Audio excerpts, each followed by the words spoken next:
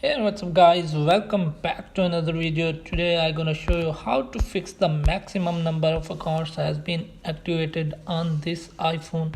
So let's get started without wasting any time. As you can see, we have to sign in Apple ID. Type on next.